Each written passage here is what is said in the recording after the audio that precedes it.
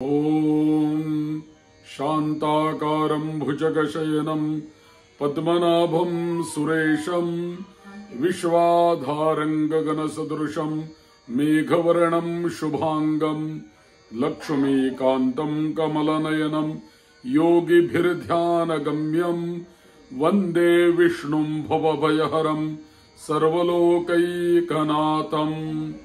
विष्णवे नमो विष्णवे नमो विष्णवे नमः।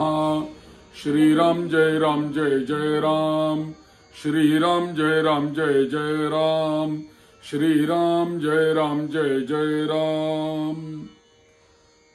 हमारे सनातन धर्म में 4 वेद है और 18 पुराण है। 18 पुराणों का वैसे तो महत्व है और उन्हीं 18 पुराणों में एक गरुड़ पुराण नामक एक महापुराण है। इस गरुड़ पुराण की अपनी एक विशेषता है, अपना एक विशेष महत्व 18 पुराणों में कहा गया है। इसके अधिष्ठातृ देव जो है वो अधिष्ठातृ देव भगवान महाविष्णु स्वयं है।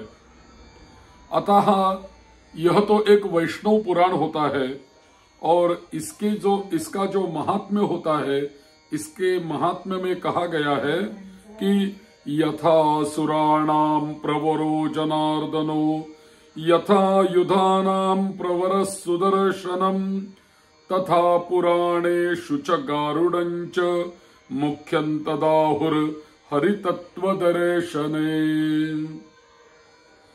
यानी जैसे देवों में जनार्दन श्रेष्ठ है, जितने भी आयुध है सभी आयुधों में सुदर्शन चक्र श्रेष्ठ है, वैसे ही सभी 18 पुराणों में यह एक गरुड़ पुराण हरि के तत्व निरूपण में मुख्य कहा गया है।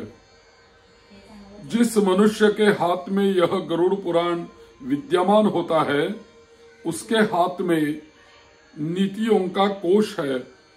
जो मनुष्य इस पुराण का पाठ करता है अथवा इसको श्रवण करता है, वह मानव भोग और मोक्ष दोनों को प्राप्त कर लेता है।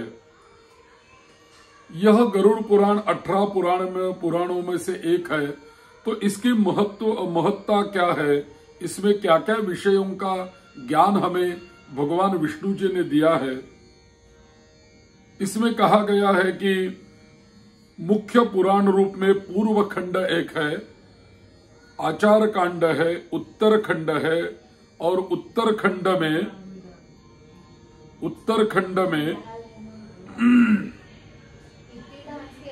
प्रेत कल्प है और उत्तरखंड में एक धर्म कांड है और एक प्रेत कल्प है और ब्रह्म कांड यह भाग में 3 खंडों में विभक्त है। इसके पूर्व खंड आचार खंड में सृष्टि की उत्पत्ति, ध्रुव चरित्र, 12 आदित्यों की कथा, सूर्य चंद्रादि ग्रहों के मंत्र, उपासना विधि, भक्ति, ज्ञान, वैराग्य, सदाचार की महिमा, यज्ञ, दान, तप, तीर्थ सेवन तथा सत्कर्मानुष्ठान से अनेक लौकिक और पारलौकिक फलों का वर्णन इन खंडों में किया गया है। इसके अतिरिक्त इसमें व्याकरण, छंद, स्वर, ज्योतिष, आयुर्वेद, रत्नसार, नीतिसार आदि विविध उपयोगी विषयों का यथास्थान समावेश किया गया है।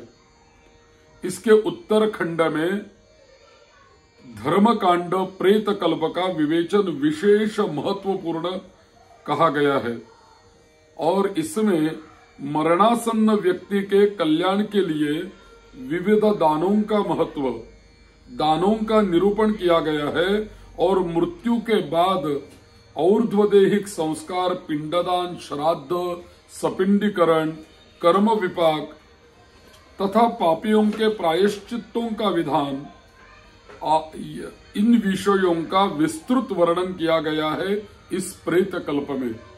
यही प्रेत कल्प के बारे में कुल मिला के इसके 17 अध्याय होते हैं और हर एक अध्याय में आपको कहने का प्रयास करूंगा। आगे आगे ऐसे ही मेरे चैनल को जुड़े रहे और पूरा गरुड़ पुराण 17 अध्याय प्रेत कल्प सारोद्धार मुक्ति यही हम श्रवण करेंगे। तो यही प्रेत कल्प महत्वपूर्ण होता है और इस पुराण के स्वाध्याय से क्या मिलता है ये भी बताया गया है कि मनुष्यों को शास्त्र मर्यादा के अनुसार जीवन यापन शिक्षा मिलती है और इसके अतिरिक्त पुत्र पौत्र आदि पारिवारिक जनों की पारमार्थिक आवश्यकता और कर्तव्य बोध का भी इसमें विस्तृत हमें ज्ञान कराया गया है। यह पुराण जिज्ञासुओं के लिए अत्यधिक उपादेय, ज्ञानवर्धक तथा वास्तविक अभ्युदय और आत्म कल्याणकारक निदर्शक है। जन सामान्यों में एक भ्रांत धारणा है कि गरुड़ पुराण मृत्यु के उपरांत केवल मृत्यु जीव के कल्याण के लिए सुना जाता है, जो सर्वथा गलत है। यह पुराण अन्य पुराणों की भांति नित्य पठन पाठन और मनन का विषय होए। इसका स्वाध्याय अनंत पुण्य की प्राप्ति के साथ भक्ति ज्ञान की वृद्धि में अनुपम सहायक होता है। ऐसा बिल्कुल नहीं है कि यह पुराण केवल मृत्यु के पश्चात और सूतक जब रहता है तब भी श्रवण करे, ऐसा बिल्कुल यहाँ कहीं भी लिखा नहीं है। गरुड़ पुराण के महात्म्य में भी लिखा नहीं है कि यह पुराण केवल कोई किसी के घर में मृत्यु हो जाए तभी 10 दिन तक इसका श्रवण करना या तो पाठ करना, ऐसा इसमें नहीं लिखा। और या तो ऐसा भी लोग मानते हैं कि इसका ग्रंथ भी घर में नहीं रखते, क्योंकि लोग डरते हैं। सभी जीवों को डर किसका होता है?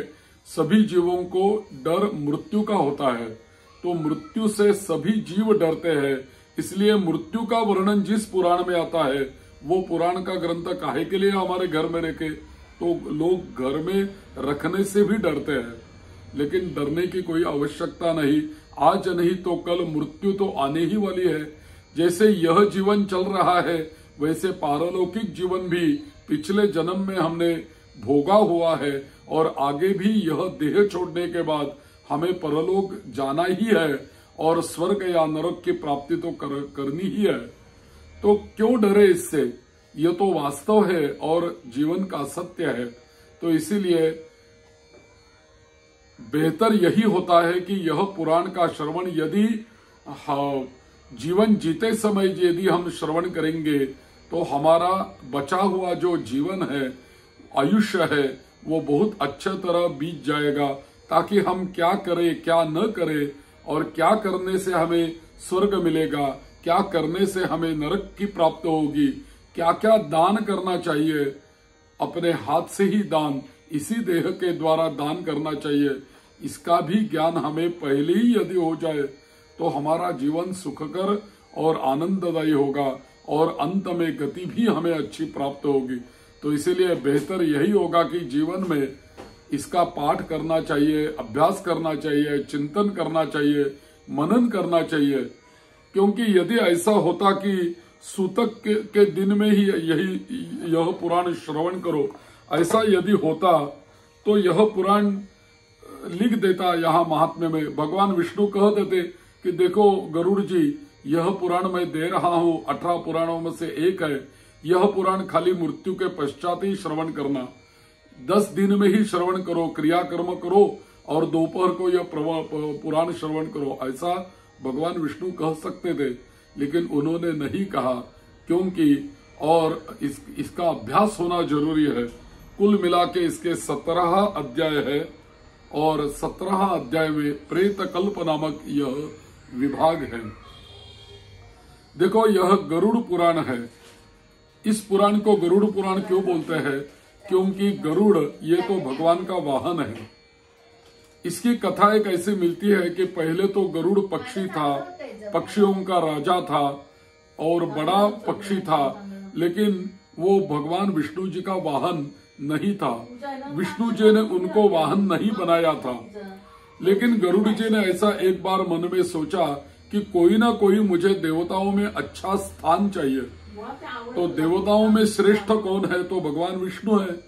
तो उन्होंने क्या किया, नर्मदा जी के किनारे जाके नर्मदा जी के किनारे बैठकर विष्णु जी की तपश्चर्या की। और विष्णु जी का तप करने के बाद भगवान विष्णु तो वहां प्रसन्न हो गए और गरुड़ जी से बोले, हे गरुड़, तेरे तपस्या के ऊपर मैं बहुत प्रसन्न हूँ और तुम्हें वर क्या चाहिए, किसके लिए आपने तप किया है? तो गरुड़ जी ने बोला कि हे भगवान, मैं बड़ा हूँ, विहंग कहीं भी विहार कर सकता हूँ, तो मुझे आपका वाहन का दर्जा मिल जाए तो मेरा जीवन धन्य हो जाएगा, तो मुझे वाहन बनाओ। तो भगवान विष्णु बोले, बनाया, आज से मैं तेरे पीठ के ऊपर बैठूंगा और सभी जगह हम संचार करेंगे। तो वाहन का दर्जा तो मिल गया, वाहन का रूप मिल गया गरुड़ को। और भी विष्णु बोले कि हे गरुड़, तूने तपश्चर्या इतनी की है कि इतना देने से मुझे खुशी नहीं हो रही, और कुछ मांग ले। तो गरुड़ जी ने बताया कि देखो भगवान, कि जीवन तो सभी को पता चलता है, लेकिन ये देह मानवों को छोड़ने के बाद कैसी प्राप्ति होती है, कौन सा लोक मिलता है, स्वर्ग क्या होता है, नरक क्या होता है, मृत्यु कैसी आती है, जीवन क्या होता है, इसी के बारे में मुझे ज्ञान चाहिए। तो भगवान ने बोला कि हे गरुड़, यह ज्ञान तो मैं किसी को देता नहीं, लेकिन तूने तपश्चर्या की है तो मैं यह ज्ञान गरुड़ को जरूर दे दूंगा। ऐसा बोल के गरुड़, कल्पना करो कि गरुड़ जी के पीठ के ऊपर भगवान विष्णु बैठे हैं और गरुड़ और भगवान विष्णु जी का संवाद चल रहा है। एक एक प्रश्न गरुड़ जी पूछ रहे हैं और उसी का उत्तर भगवान दे रहे हैं। गरुड़ और भगवान विष्णु जी के संवाद में से जो पुराण हमें प्राप्त होता है वही तो है गरुड़ पुराण। तो इसीलिए इस पुराण को गरुड़ पुराण कहते हैं। और जहां गरुड़ जी ने तपश्चर्या की नर्मदा किनारे, वह स्थान आज गरुड़ेश्वर नामक प्रसिद्ध हो गया है। परम पूज्य परमहंस परिव्राजकाचार्य वासुदेवानंद सरस्वती जी की समाधि गरुड़ेश्वर तीर्थ क्षेत्र में है। और वही गरुड़ेश्वर क्यों कहलाता है? क्योंकि नर्मदा का किनारा है और वहीं पे गरुड़ जी ने तपस्या की थी, तो इसीलिए वह गरुड़ेश्वर है। आप जाके भी आए होंगे वहां, या तो कभी जाइए, वही तो गरुड़ पुराण, वही गरुड़ ने तपस्या की और भगवान विष्णु उन्हें प्रसन्न हो गए थे। तो गरुड़ेश्वर नामक तीर्थ क्षेत्र उसी दिन से वह हो गया। तो यह गरुड़ पुराण, यह गरुड़ पुराण में क्या क्या है मैंने तो पहले बता दिया। इसमें से धर्म कांड में जो प्रेत कल्प है उसी के बारे में हम चिंतन करेंगे। क्योंकि वैसे तो कोई किसी का मृत्यु हो जाए तो 10 दिन तो हमें सूतक रहेगा, तो सूतक में हम पिंड कर्म, प्रेत कर्म करेंगे, तो उसी दिन में हमें समय रहता है। क्योंकि सूतक के दिन भगवान की पूजा नहीं करनी पड़ती, किसी को हम बुलाते नहीं, किसी के घर में जाते नहीं, या तो कोई हमारे घर कोई आया तो उनको कोई खाना पीना देने का कोई विषय नहीं होता, सूतक रहता है। तो इसी सूतक में भगवान भी ऐसे कहते हैं कि देखो, आपका प्रथम कर्तव्य है, आपके पिताजी माताजी का देहांत हो गया है तो उनकी क्रिया कर्म करो। मेरी पूजा 10 दिन आपने रुकवा दी तो चलेगा, लेकिन उनका कर्म प्राधान्य रूप से आप करो। और इसीलिए सूतक रखा जाता है और सूतक का हम पालन करते हैं। तो सूतक रहेगा तो और भगवान की पूजा नहीं रहेगी तो मन में कुछ यहाँ वहाँ के विषय आ सकते हैं, बुरे सपने, बुरे विचार आ सकते हैं। तो हमारा मन भी अच्छा रहे, हमारी मानसिक अवस्था अच्छी रहे और भगवान का कोई ज्ञान हमें प्राप्त हो जाए और श्रवण भक्ति हो जाए, इसी का सभी का विचार करके ऐसा सोचा गया है। पुरखों ने हमारे ऐसा सोचा है कि 10 दिन में आप खाली बैठेंगे और दुख करते रहेंगे। कोई गया होगा तो देह छोड़ के, तो उन्हीं का दुख करने से कोई नहीं होगा। प्रथम कर्तव्य है उन्हीं का क्रियाकर्म करो, और दूसरा कर्तव्य है गरुड़ पुराण का जरूर जरूर श्रवण करो। गरुड़ पुराण श्रवण करने से हमारा दुख हल्का हो जाता है, ताकि हमें पता चलता है मृत्यु का क्या होती है, मृत्यु के उपरांत जीव कैसे निकल जाता है शरीर से, और कैसी उसको गति प्राप्त होती है। हर दिन हम जो कर्म करते हैं उससे उनको क्या मिलता है, इसी का ज्ञान हमें ये प्रेत कल्प से मिलता है। यदि हम क्या कर्म कर रहे हैं इसी का ज्ञान हमें मिलता रहेगा तो हमारा ज्ञान भी बढ़ेगा और लोगों की उसके ऊपर श्रद्धा भी बढ़ेगी, और हम क्या कर रहे हैं यह पता चलने से हमारा कर्म भी अच्छा हो सकता है। सभी का विचार करने के बाद हम देखेंगे कि गरुड़ पुराण क्यों श्रवण करना चाहिए। तो 10 दिन तक गरुड़ पुराण का श्रवण होना ही अनिवार्य है। और अभी तो सभी जगह पे गरुड़ पुराण कहने वाले पंडित जी कोई कथावाचक नहीं होते और मिलते भी नहीं, और गरुड़ पुराण तो श्रवण करने की इच्छा बहुत लोगों में होती है, लेकिन कहने वाला कोई नहीं मिलता, गरुड़ पुराण वाचन करने वाला कोई नहीं मिलता। तो इसी के लिए मैं यह वीडियो बना रहा हूं मेरे YouTube चैनल के ऊपर, ताकि आप हिंदी में जरूर श्रवण कर सके। ताकि मेरी भाषा तो हिंदी नहीं है, वैसे तो महाराष्ट्र से मैं हूं, लेकिन हिंदी बोलने का और हिंदी कहने का मैं एक प्रयास कर रहा हूं, ताकि सभी लोगों तक यह ज्ञान पहुंच जाए, भारत में और विदेश में भी सभी लोग समझ, क्योंकि हिंदी समझने वाले लोगों की संख्या ज्यादा है, मराठी समझने वाले थोड़े कम है। तो हिंदी यदि वीडियो करेंगे तो सभी लोग श्रवण कर पाएंगे। और बहुत लोगों को मैंने तो वैसे मेरे मराठी चैनल के ऊपर यह गरुड़ पुराण पूरा मराठी में कहा है, 17 अध्याय 17 ट्रैक में 17 वीडियो में, लेकिन वही कमेंट्स जो आते हैं नीचे, उन्हीं कमेंट में बहुत लोगों ने लिखा है, पंडित जी हम मराठी नहीं जानते, कृपा करके यदि आप हिंदी में जानकारी देंगे या तो हिंदी गरुड़ पुराण कहेंगे तो हमें समझ में आ सकता है, हम समझ लेना चाहते हैं, तो कृपा करके आप हिंदी में बात करें तो अच्छा रहेगा।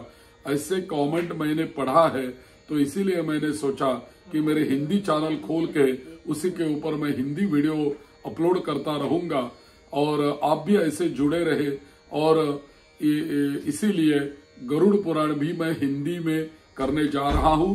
एक एक वीडियो रहेगा, 17 अध्याय है, 17 अध्यायों के ऊपर मैं एक एक वीडियो बनाने वाला हूं।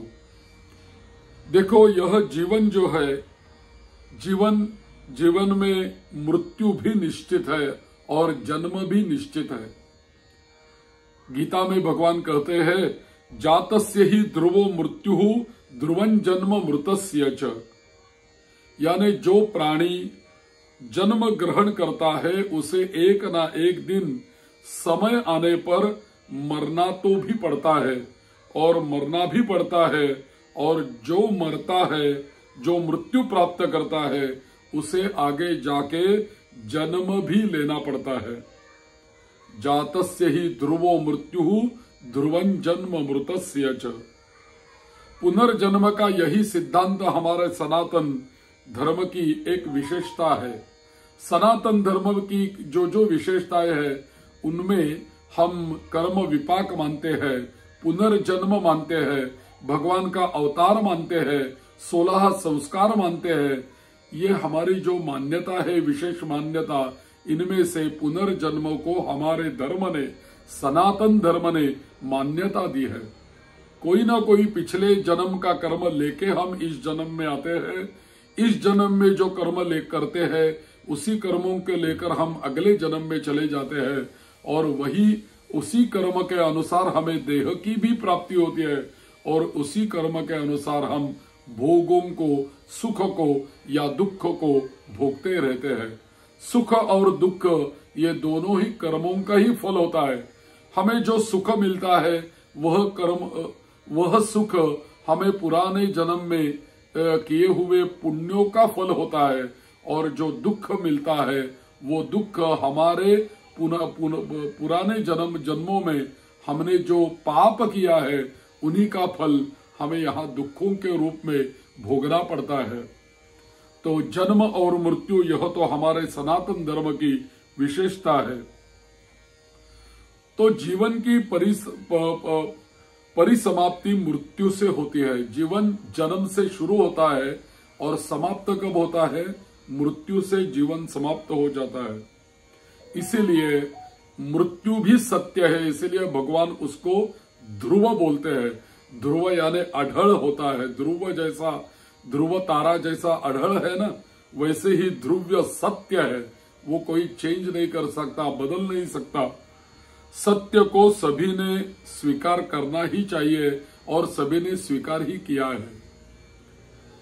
और यह प्रत्यक्ष भी दिखाई पड़ता है कि इसीलिए काल मृत्यु से आक्रांत मनुष्य की रक्षा करने में, एक बार जब काल नजदीक आता है मृत्यु लेकर, तो मानवों की रक्षा करने में कोई औषध काम नहीं आता, कोई तपश्चर्या काम में नहीं आती, कोई दान नहीं काम में आता, कोई माता पिता या बंधु बांधव आदि कोई समर्थ नहीं होता।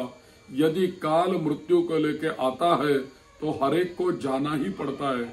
मृत्यु देखता नहीं कि ये पुरुष है, ये नारी है, ये बच्चा है, ये बूढ़ा है, ये कौन सी अवस्था में है, क्या कर रहा है, कोई नहीं देखता। उसका समय होगा तो वो आएगा ही और पकड़ के लेके जाएगा ही।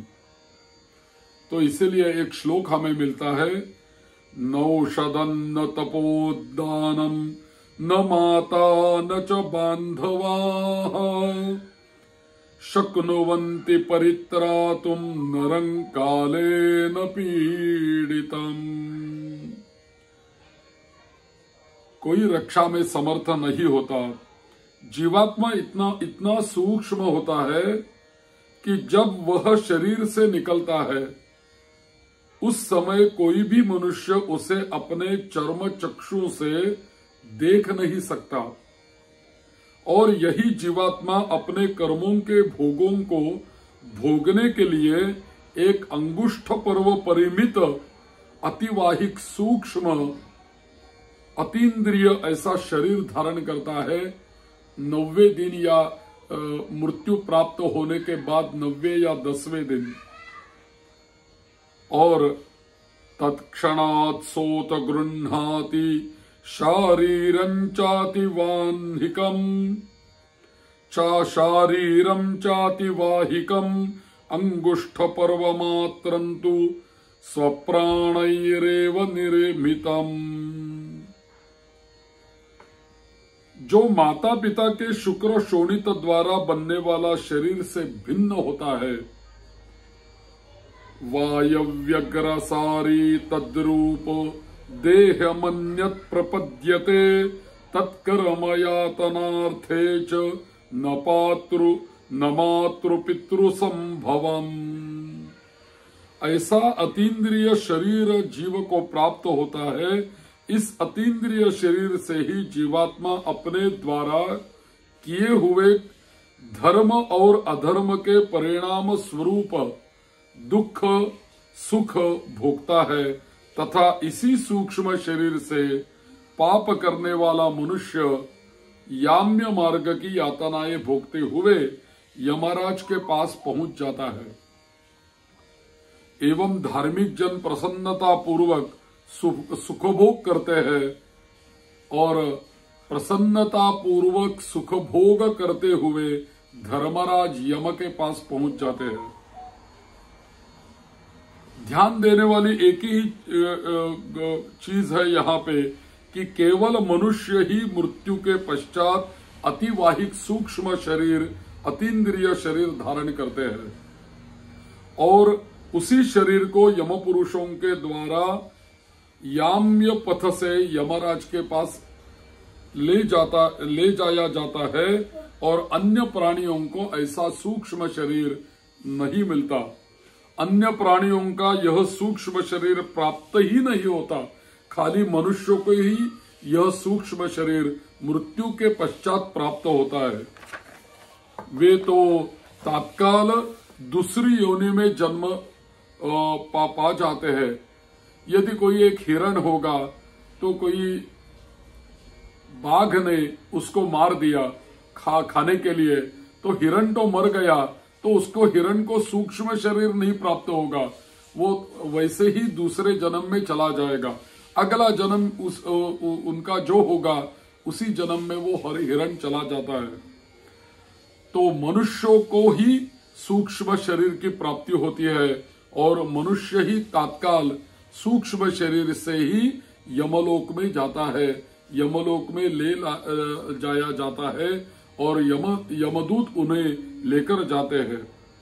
और पशु जो होते हैं, प्राणी जो होते हैं, वो तत्काल दूसरी योनियों में चले जाते हैं। पशु पक्षी आदि नाना तिर्यक योनियों में प्राणी मृत्यु के पश्चात वायु रूप से विचरण करते हुए पुनः किसी योनि विशेष में जन्म ग्रहण हेतु उस योनि के गर्भ में आ जाते हैं। केवल मनुष्य को अपने शुभ और अशुभ कर्मों का अच्छा बुरा परिणाम इहलोक और परलोक में भोगना पड़ता है। मनुष्याः प्रतिपद्यन्ते स्वर्गम नरकमेव वा नैवान्ये प्राणिनः केचित् सर्वन्ते फलभोगिनः शुभानाम् अशुभानाम् वा कर्मणाम् भृगुनन्दन संचयः क्रियते लोके मनुष्यैरेव केवलम् तस्मान् मनुष्यस्तु मृतो यमलोकम् प्रपद्यते नान्यः प्राणि महाभाग फलयोनौ व्यवस्थितः। अपने कर्मों के फलस्वरूप मृत्यु के पश्चात जीवात्मा सूक्ष्म शरीर धारण करके स्वर्ग या नरक भोगता है और तत्पश्चात इसका पुनर्जन्म होता है या उसे मोक्ष की प्राप्ति होती है। भारतीय मनीषा ने परलोक के इस दर्शन पर विशद विवेचना प्रस्तुत की है। खाली गरुड़ पुराण में यह कहा गया है ऐसा मात्र नहीं है, हमारे पुराणों में सभी पुराणों में यह विषय आ गया है। मृत्यु का स्वरूप सभी पुराणों ने हमें बताया है और मरणासन्न व्यक्ति उसकी अवस्था उसके कल्याण के लिए अंतिम समय में किए जाने वाले कृत्य तथा विविध प्रकार के दानों का निरूपण सभी पुराणों में हमें थोड़ा बहुत इधर उधर मिलता ही है। साथ ही मृत्यु के बाद किए जाने वाले और्ध्वदेहिक संस्कार, पिंडदान, दशगात्र विधि, निरूपण, तर्पण, श्राद्ध, एकादश, सपिंडीकरण, अशौचादि निर्णय, कर्म विपाक, पापों का प्रायश्चित्त विधान पुराण और शास्त्रों में वर्णित किया गया है। और इनमें नरको, यम मार्गो तथा यम मार्ग में पड़ने वाली वैतरणी नदी, यम सभा और चित्रगुप्त आदि के भवनों का स्वरूप का भी परिचय दिया गया है। और जन्म मरण के बंधन से मुक्त होने के लिए आत्मज्ञान का प्रतिपादन भी प्राप्त है। लेकिन इन संपूर्ण विषयों का एक सुंदर शास्त्रोक्त संकलन, सभी पुराणों में यह विषय तो आए हैं, सभी पुराणों में चित्रगुप्त का वर्णन है, यम का वर्णन है, नरक का वर्णन है, स्वर्ग का वर्णन है। परिचय तो हमें सभी पुराणों ने किया है, वैकुंठ लोक का वर्णन है, पुरुषार्थ चतुष्टय का वर्णन हमें किया है। लेकिन इन सभी संपूर्ण विषयों का एक सुंदर शास्त्रोक्त संकलन प्रस्तुत गरुड़ पुराण में सारोद्धार प्रेत कल्प या इस ग्रंथ में उपलब्ध है। यह जो ग्रंथ हम श्रवण करने जा रहे हैं उसको बोलते हैं सारोद्धार प्रेत कल्प, ऐसा बोलते हैं।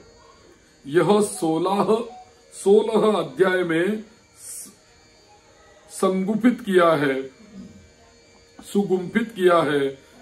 प्रायः श्राद्ध आदि पितृ कार्यों तथा अशौच आदि अवस्था में परंपरा से इसी को सुनाया जाता है या श्रवण कराया जाता है, श्रवण किया जाता है या पाठ किया जाता है।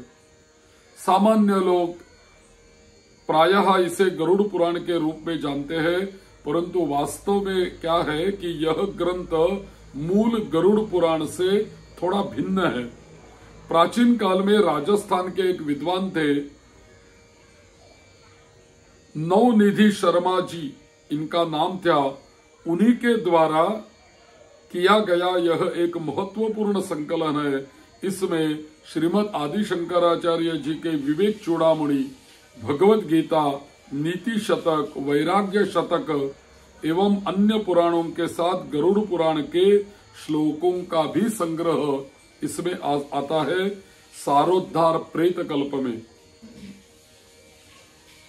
कुछ लोगों के यह भ्रांत धारणा बनी है कि इस गरुड़ पुराण सारोद्धार प्रेत कल्प को घर में नहीं रखना चाहिए।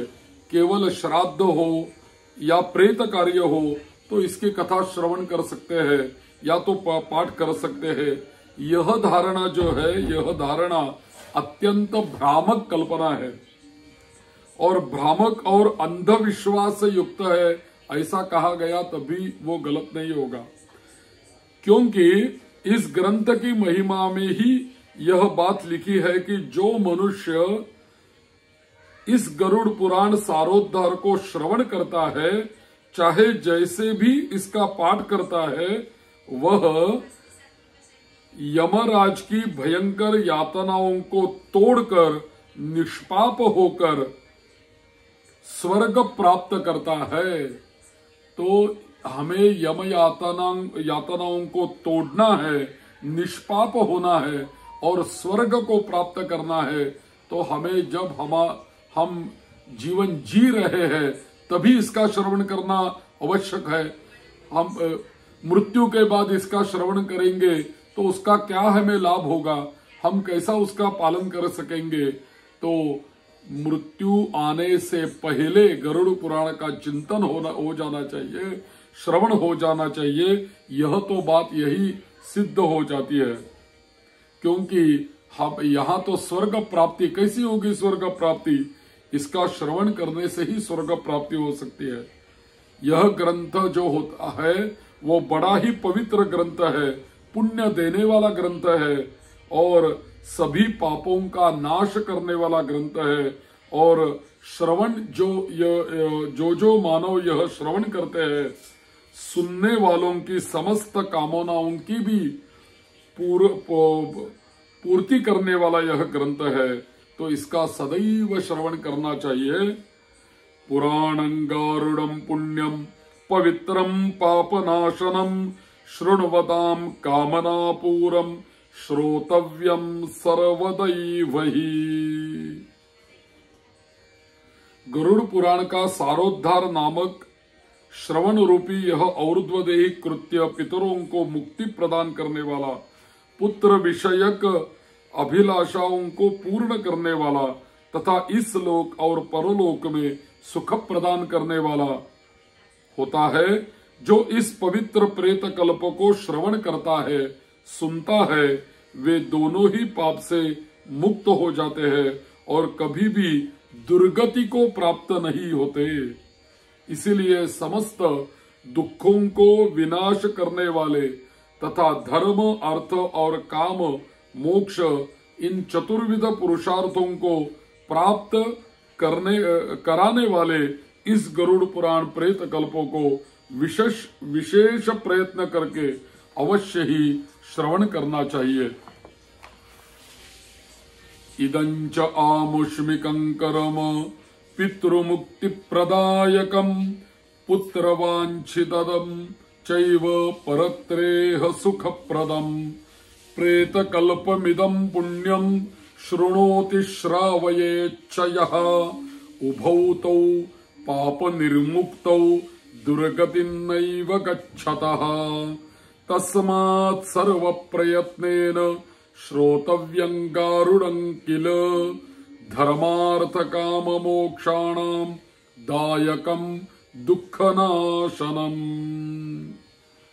वास्तव में गरुड़ पुराण सारोद्धार की समस्त कथाओं और उपदेशों का सार यह है कि हमें असक्ति का त्याग कर वैराग्य की ओर प्रवृत्त होना चाहिए तथा सांसारिक बंधनों से मुक्त होने के लिए एकमात्र परमात्मा की शरण में जाना चाहिए। यह लक्ष्य प्राप्ति कर्मयोग, ज्ञान अथवा भक्ति द्वारा किस प्रकार हो सकती है, इसी की विशद व्याख्या इस ग्रंथ में हमें मिलती है।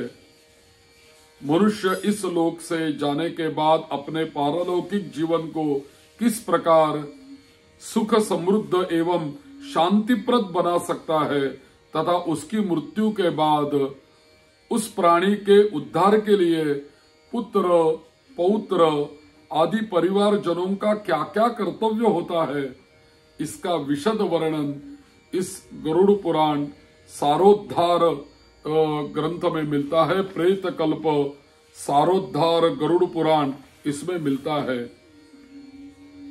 गरुड़ पुराण सारोद्धार के श्रवण और पठन से स्वाभाविक पुण्य का लाभ तथा अंतःकरण की परिशुद्धि एवं भगवान में रति तथा विषयों से विरति तो होती ही है, साथ ही मनुष्यों को ऐहिक और पारलौकिक हानि लाभ का यथा ज्ञान हो जाता है। तदनुसार जीवन में कर्तव्य क्या है, अकर्तव्य क्या है, कर्तव्य निश्चय करने की अनुभूत शिक्षा भी हमें गरुड़ पुराण से मिलती है।